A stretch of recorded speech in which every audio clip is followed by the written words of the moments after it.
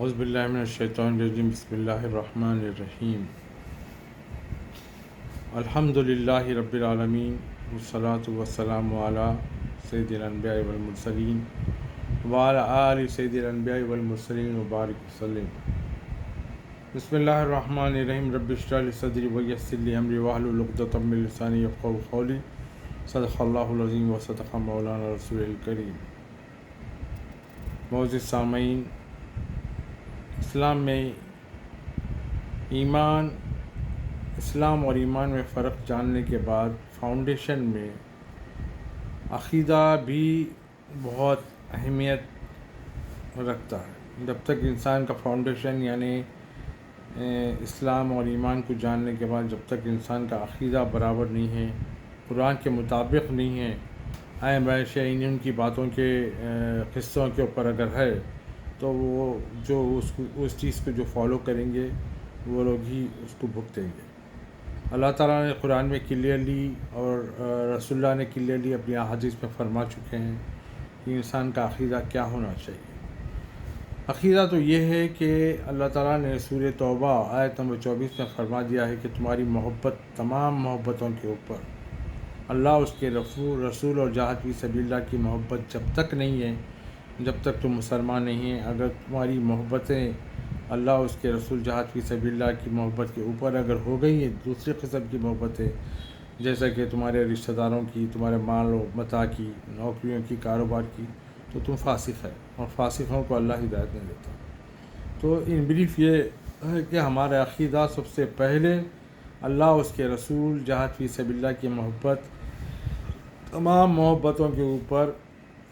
ہونی چاہیے، اگر نہیں ہے تو پھر آپ مسلمان ہی نہیں ہیں۔ نمبر 2، اب حدیث قصہ ایک حدیث ایسی حدیث ہے جس کو تمام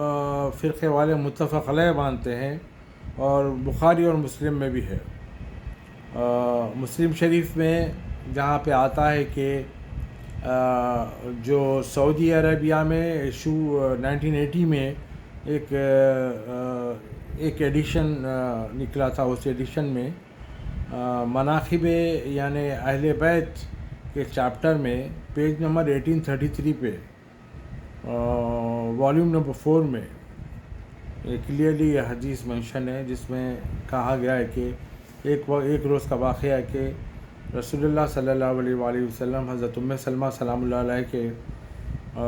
گھر میں تھے، اور آپ ایک چادر اوڑھی، اور اس میں جو ہے نا امام حسین آئے تو امام حسین کو اس چادر میں لے لیا آپ نے، امام حسن آئے پھر امام حسن کو لے لیا آپ نے، مولا علی آئے باہر سے تو مولا علی کو چادر میں لے لیا، اور بی بی وہیں کھڑی تھی، بی بی کو بھی بلا لیا۔ پھر ام سلمہ سلام اللہ علیہ نے کہا کہ یا رسول اللہ کیا میں بھی آ جاؤں، تو آپ نے فرمایا نہیں۔ اس سے صاف ظاہر ہوتا ہے کہ اہل البیت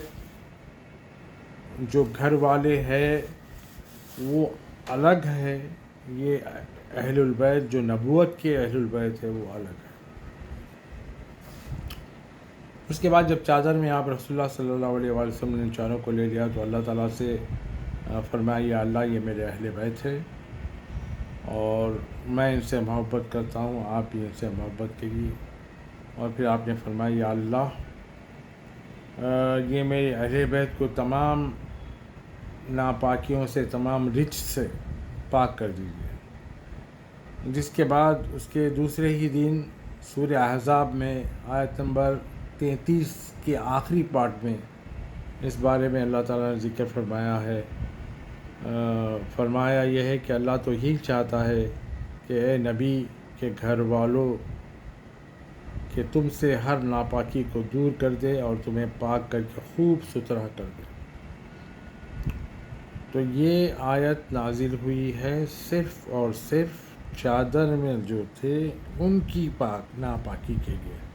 اس سے صاف ظاہر ہوتا ہے کہ اہل البیت کون ہے، جبکہ اہل البیت کے بارے میں 1400 سال کم و بیش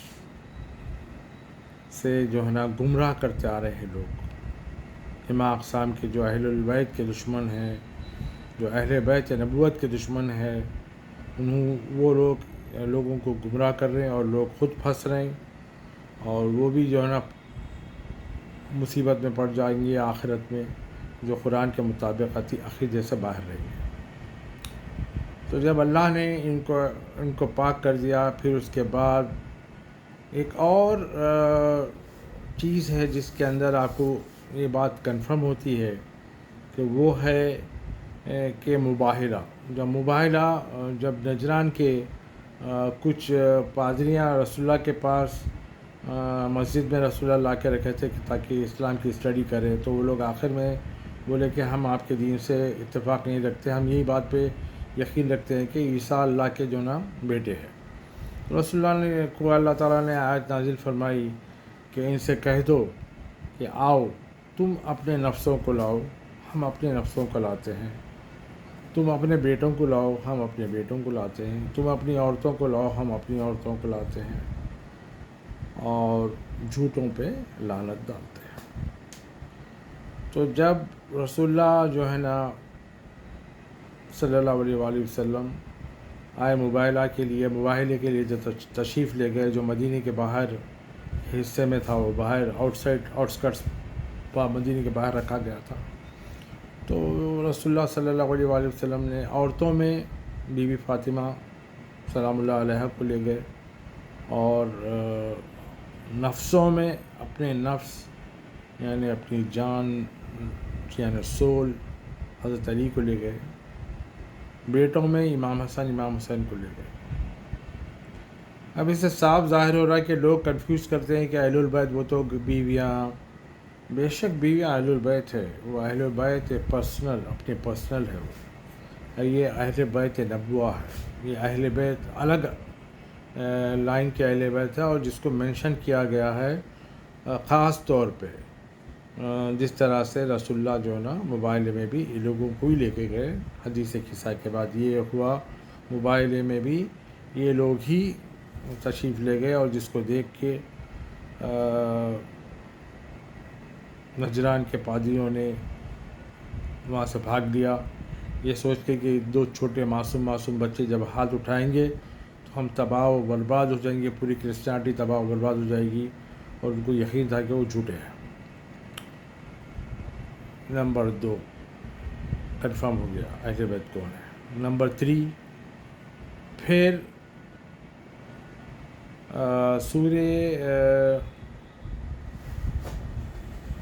نمبر 3 سورہ آئے مباہلہ ہو گئی۔ اب یہ ہے کہ رسول اللہ صلی اللہ علیہ وآلہ وسلم ایک دن کا واقعہ ہے کہ کچھ لوگ انصار رضوان اللہ تعالیٰ علیہ اجمعین میں سے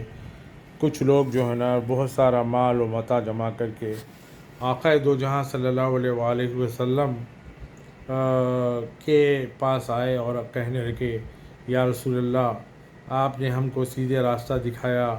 ہم آپ کو جو ہے نا کچھ ہدیہ کرنا چاہتے ہیں۔ تو رسول اللہ چپ ہو گئے، پھر اللہ تعالیٰ نے آیت نازل فرمائی، ان سے کہہ دو کہ ہم ان سے کچھ اجر رسالت کچھ نہیں چاہتے، اور اگر یہ آیت نمبر 23 سورہ الشورى میں ہے، یہ آیت نمبر 23، اس میں آپ دیکھ سکتے ہیں کہ اگر آپ واقعی اجر رسالت عطا کرنا چاہتے ہیں تو وہ بھی ان سے کہہ دو، یا اے رسول اللہ صلی اللہ علیہ وآلہ وسلم، کہ وہ آپ کے اقربا سے یعنی رسول اللہ صلی اللہ علیہ وآلہ وسلم کے اقربا سے مودت رکھو۔ مودت عشق کے بعد ایک دوسرا درجہ ہوتا ہے، محبت سے اوپر ہوتا ہے، تو مودت کرنے کا حکم دیا اللہ تعالیٰ نے اجر رسالت کے لیے۔ اور پھر اس کے بعد اللہ کے رسول صلی اللہ علیہ وآلہ وسلم نے فرمایا، جن لوگوں کو اللہ کی تلاش ہے تو وہ لوگ اجر رسالت ادا کریں، اور وہ میرے اقربا سے مودت رکھے۔ اقربا یعنی آل محمد، اقربا یعنی حضرت علی، بی بی فاطمہ سلام اللہ علیہ، مولا حسن، مولا حسین، اور وہ بھی صرف ان کے لیے ہے جس کو اللہ کی تلاش ہے، ہر کس و ناکس کے لیے نہیں ہے۔ اب وہ کون سا مسلمان ہے جس کو اللہ کی تلاش نہیں ہوگی، وہ تو میں نہیں جانتا۔ اب یہاں پہ بھی یہ بات کنفرم ہو گئی کہ اہل بیت کون ہے۔ اب پہلے سے لے کے اب تک 3 بار یہ بات کو میں 3 ڈفرینٹ سورسز سے بتا چکا ہوں کہ اہل بیت کون ہے۔ اس کے بعد اب آپ کے سامنے جو ہے نا ایک مرتبہ کا واقعہ ہے کہ اصحاب صوفہ یعنی صوفہ کے چبوترے پہ کچھ اصحاب بیٹھے رہتے، تو رسول اللہ جب بھی اپنے گھر سے آتے تو بی بی فاطمہ سلام اللہ علیہ کے گھر کے باہر کھڑے کے زور سے سلام کرتے، تو کچھ اصحاب نے پوچھا کہ یا رسول اللہ آپ اس گھر پہ کیوں سلام کرتے؟ تو رسول اللہ نے فرمایا تھا کہ کیوں نہ کروں، میری نبوت تو یہی گھر سے چلنے والی ہے۔ تو جب ایسے احادیث موجود ہیں اور احادیث کو لوگ اہمیت نہیں دیتے ہیں، ارے میرے بھائی احادیث کو اہمیت نہیں دینے والوں، جا کے سورہ نجم کی آیت نمبر 3-4 پڑھ لو، جس میں اللہ تعالیٰ نے فرمایا کہ میرا رسول تو اپنے نفس کی خواہش سے کچھ کہتا ہی نہیں، وہ تو صرف وہی کہتا ہے جس کو ہم وحی کرتے ہیں۔ تو اب حدیث کا رتبہ بھی وحی کا ہی، حدیث بھی بیان ہوتی ہے تو وحی کے ذریعے ہی ہوتی ہے، جس طرح سے قرآن وحی کے ذریعے آیا، حدیث بھی وحی کے ذریعے ہی بیان ہوئی ہے۔ تو اب ان بریف عقیدہ ہونا کیا چاہیے ہمارا، یہ کہ صحیح عقیدہ قرآن کے مطابق یہ ہے کہ سورہ توبہ کی آیت نمبر 24 کے مطابق اللہ اس کے رسول جہاد فی سبیل اللہ سے عشق رکھیں اور اہل بیت سے مودت کریں، اور پھر اپنے اقربا جو بھی تمہارے رشتہ دار مال متاع اس کی محبت میں تم ان سے محبت کر سکتے ہو۔ تو ان بریف ہمارا عقیدہ یہی ہونا چاہیے، اور اس سے ہٹ کے ہمارا کوئی عقیدہ اگر ہے تو ہم گمراہ ہیں، اور گمراہوں کا اللہ ہی حافظ ہے۔ وما علینا الا البلاغ المبین۔ السلام علیکم ورحمۃ اللہ وبرکاتہ۔ اللہ حافظ۔